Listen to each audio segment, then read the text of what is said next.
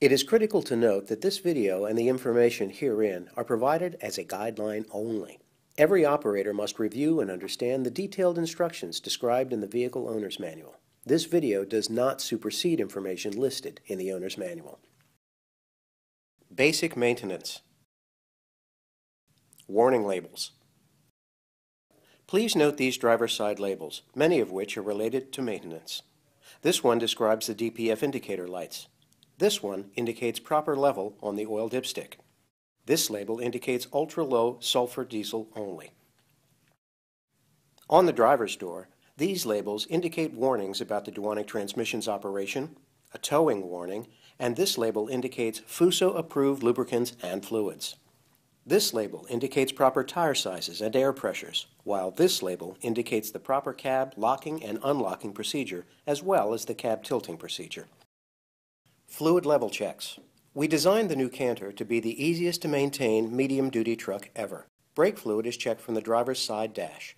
Just remove this upper panel to expose the translucent reservoir and check to be sure the level is between the minimum and maximum lines. When adding fluid, be sure to clean off the cap before removing and use only DOT3 fluid from a sealed container. The windshield washer fluid level can be checked via a passenger side indicator. Fluid can be added to the container by removing the cap. The translucent cooling reservoir, also on the passenger side exterior, readily indicates the level of engine coolant from low to full position. To add coolant, simply remove the cap. The vehicle's diesel exhaust fluid can be checked not only from the cab's instrument cluster, but also through the sight tube on the exterior DEF holding tank. Do not refill the DEF tank until the dash indicator shows half full.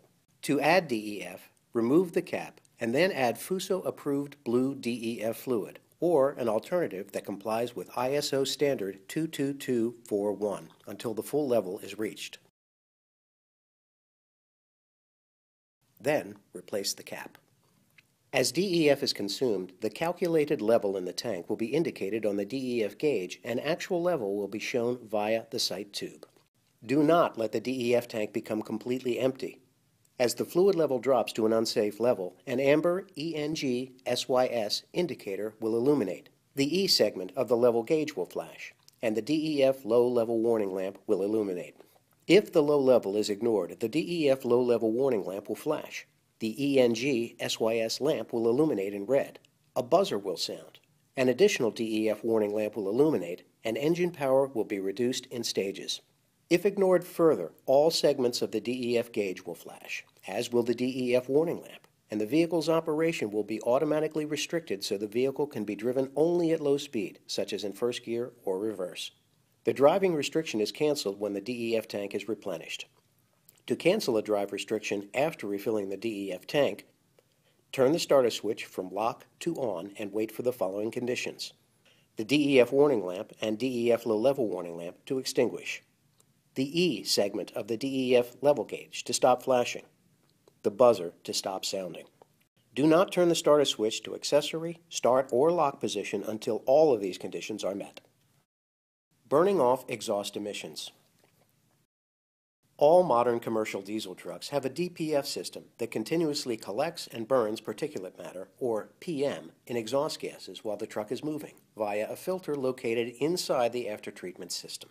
This filter cleaning process is called continuous regeneration, and when the system raises exhaust temperature, automatic regeneration. However, automatic regeneration cannot occur when repeated low-speed driving or frequent starts or stops do not permit exhaust gases to reach required temperatures for PM combustion. This causes particulate buildup and requires the truck to be parked, and the DPF regeneration process to be initiated manually by the driver engaging the DPF regeneration switch on the instrument panel. In the Canter's BlueTech system, the amount of PM in the diesel particulate filter can be monitored by selecting the DPF gauge in the multi-information display. Again, refer to the BlueTech system description in Section 5 of the Owner's Manual for specific information about sequential DPF warning lights, how long you may continue to drive before a manual burn-off is required, and how long the burn-off will take. Checking the tires. Check the front tire's air pressure with a reliable gauge, typically one with a range to at least 160 psi, to help ensure they are at model recommended air pressure.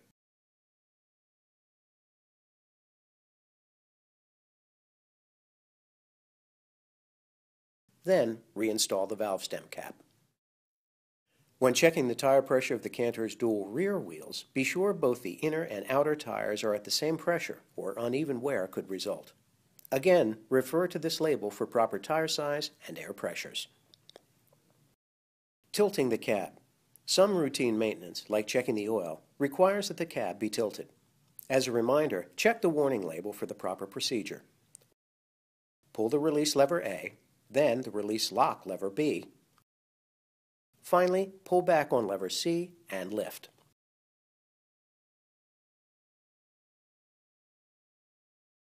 For added safety after tilting the cab, engage the prop rod lock. To check the engine oil level, pull out the dipstick completely. Notice that it has 3 indicators: the low level, the high level, and the oil dilution point, indicating an oil change is needed. Oil is added by removing the topside fill cap. Power steering fluid level is also checked with a cab tilted. The translucent reservoir indicates the minimum level and maximum level. Fluid is added through the cab. Lowering the cab. When you're done work under the cab, lower it in the exact reverse order you tilted it. Release the prop rod lock. As you drop the cab, lever C engages, then lever B. Finally, re-engage the release lever A.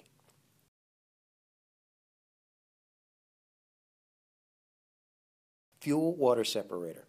The fuel filter water separator is located on the frame driver's side. If the indicator light in the cab illuminates, simply go to the drain plug at the base of the filter, loosen it with pliers, allow any water to drain into an appropriate container, retighten the plug by hand, then with pliers to 13-inch pounds. The SAM warning light. SAM stands for Signal Detection and Actuation Module. It is an electronic unit that integrates the control and power distribution functions for all the electrical equipment on the chassis cab and for body lighting. If either a red or amber SAM lamp illuminates on the dash, pull safely to the side of the road and consult Section 6-25 of your owner's manual. Checking oil and fluid levels on the Canter FE160 crew cab. The 4-door Canter crew cab has many similarities to the Canter FE model. Some of the differences lie in service and maintenance. For example, the coolant tank is found a little further back on the passenger side of the frame. It is translucent, and the low indicator is here, with the full level indicator here. The access panel for coolant and power steering fluid fills is found in the rear seat compartment. Just pull back the panel, release the latch, and pull down the hinged metal panel. Steering fluid fill is on the left, coolant fill is on the right, and always be careful to never open the coolant fill when hot. Crew cab access to the engine is under the front passenger side. First, lift the Velcro, and then release the underseat left and right engine cowling latches.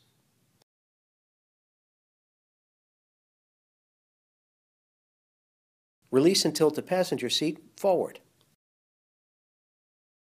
Then tilt both cushions back and secure them in place with the strap. Engine oil checks and fills are easily conducted through the opening.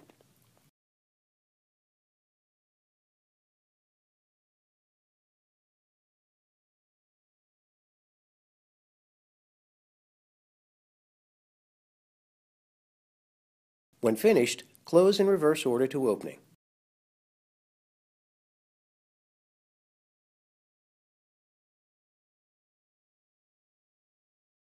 Resecuring the latches,